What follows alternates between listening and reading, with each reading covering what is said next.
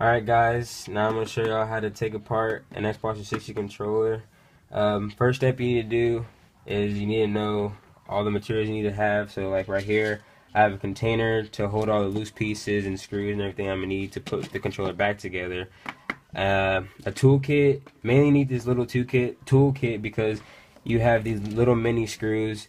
You can get this toolkit at AutoZone, which I got mine from, and you need this because to take out the screws in the controller, there's this T8 screw that you have to have because it's a certain type of screw in this controller, so you need to buy one of these toolkits.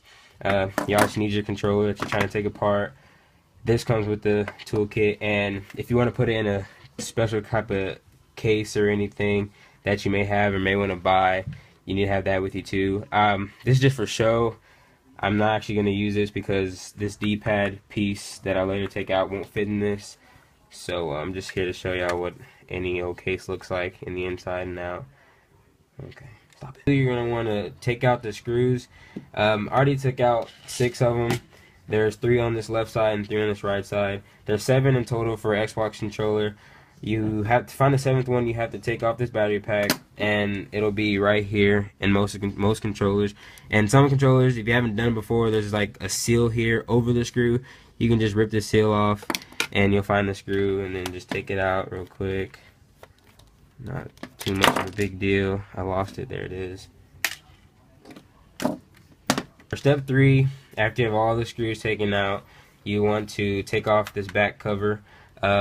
It's easier if you put your thumb here and then have a finger on top of here to take it off, because well, mine's kind of rusty and hard to take off, but it's a lot simpler if you do it that way. You want to come off like that, and you want to keep everything inside for right now until we get to step 4. Back off, you're going to want to take this circuit board out, which is this green thing. First you want to start by taking out the rumble packs. Then you want to be careful with this because some circuit boards get kind of stuck and the buttons are on the other side of the casing and also might fly out and you might lose a couple of them.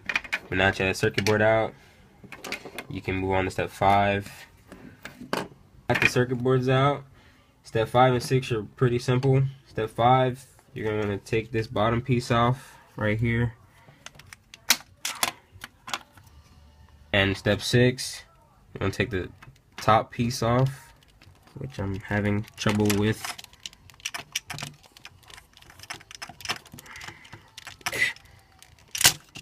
Finally.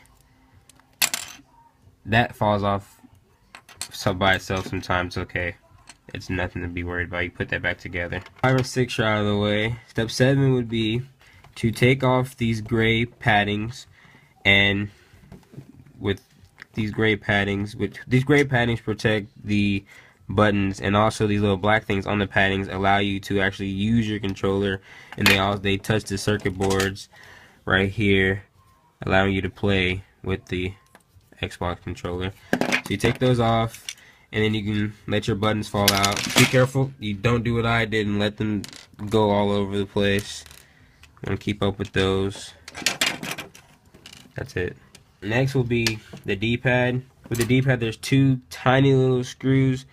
Sorry, I'm not a mechanic or anything, but I think this is just just use a regular screwdriver. You'll have it. You can tell what screws you need by looking at the screw and by using your kit. So this is This is the screw you're gonna need, little regular screwdriver, and you want to get in here.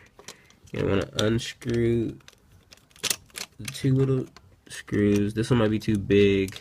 No, it's good. It's just not coming out. Oh, I almost got it.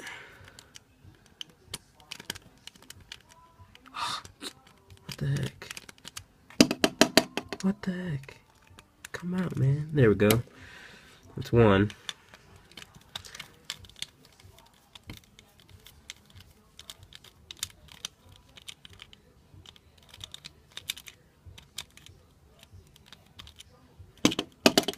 Oh, there goes the second one.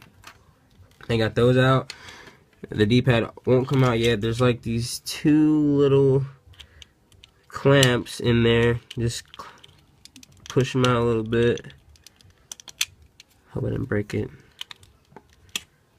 Might want to use a flathead for this. I'm gonna switch that out.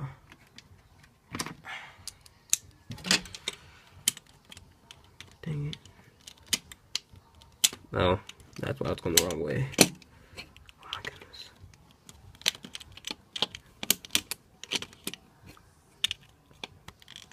I can't get it. There we go. And that falls out. And there goes your D-pad. And the thing that goes with it. Okay. Next step is to take out the left trigger and right trigger. To me, this is one of the easier steps. What you're going to do is you're going to push this little white thing, little plastic thing, out and push the black trigger in to get it off. Then you're going to want to carefully pull this, and that it should come off. There we go. After that, there's going to be this little spring in here. You want to keep up with these springs because those are very important with these triggers. And after that, it just slides off real nice. And that's the left trigger. Time for the right trigger. Same thing. That falls off. I'm going to get these to come off too. That spring. And there. Now you have your left trigger and right trigger. So now that you have your case from your Xbox controller, you have everything out, all the buttons and pieces you kept up with, there's your circuit board and everything. Step 10 would be to put it all back together.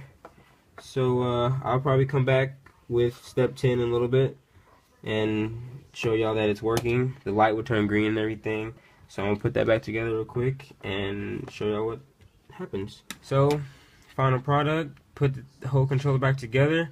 After you're done, you want to make sure all the buttons aren't sticking, analog sticks are turning, and the button's sticking, D-pad works, triggers, bumpers, everything works, battery pack, it's all good. And about the screws, one thing I didn't mention, when you put them back, the screws, you want to put them back like in the same place. So first I start with the center screw, or the 7th screw, put that in first, and I start from the bottoms, and I just work my way up. So it doesn't, like, I don't know, it's just not off balance sometimes. Sometimes you might start on this side, do all this side, and then this side won't close. So you just want to make it equal, going all the way up on both sides. And if it works, it'll turn on, turn green. So there you have it. My demonstration on taking apart an Xbox controller, putting it back together, it's working and everything. And it's synced to my Xbox, my Xbox turns on, but yep, no, it's working and everything. So yeah, thank you.